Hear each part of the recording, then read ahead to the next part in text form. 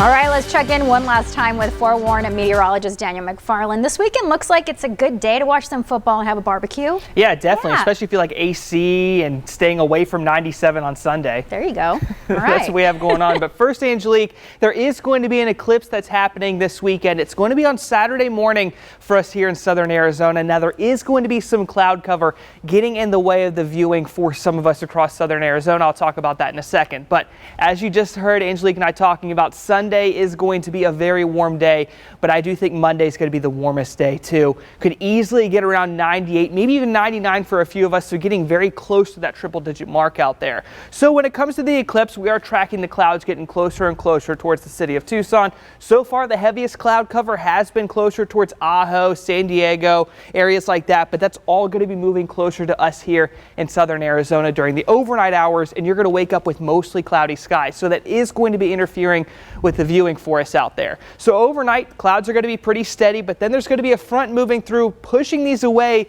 The problem is the timing, because right around 10 a.m., that's going to be just after the peak of the eclipse. So there's going to be some areas like Sierra Vista and Douglas where it's going to be a tad bit harder to actually see the eclipse happening. But if you're lucky enough to not have too much cloud cover, the eclipse is set to begin at 8:12. That's going to be when the moon begins to make its way over the sun. The best time is going to be right there at about 9:30. And so that's when I think Tucson's going to begin to get the clouds moving out of the area. And remember, it is going to be lasting for a couple hours, so you do have a little bit more of a window, and the clouds are going to be breaking up a bit during that time. All right, so the eclipse is eventually going to come to an end closer towards about 11:05, and that's when I think most of the area should be clear enough to see at least a little bit. But if you want to guarantee clear skies, I do think Pinal, Maricopa counties are looking a little bit better if you feel like making the drive. Now, if you want to take the extra step further and go to where the eclipse is going to be at its best, clear skies at the Four Corners area. I know that's a far way away, but that's going to be where you have the most amount of coverage. So for us here in Tucson, we're right in between 75 and 80% coverage out there, and that's where most of southern Arizona is going to be. If you go up to an area like Safford, looking very good, their problem is also going to be cloud cover. In areas like Graham County and Cochise County, the clouds are going to take a little bit longer to get on out. So Phoenix is going to be a good spot, Flagstaff as well if you want to go up there, but the Four Corners region, that's going to be the best for sure with the way it's shaping up. And tomorrow's temperatures are looking pretty good too as you wake up in the morning as well,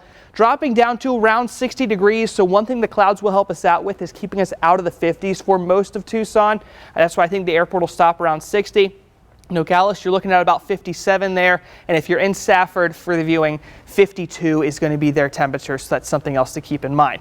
Now, once we get done with the eclipse, you're expecting 91 for a high temperature on Saturday, 97 on Sunday, and then Monday should be the warmest day before we have a very mild cool down, Angelique, but we're still going to be expecting the low 90s throughout most of next week before a better cool down comes in next weekend.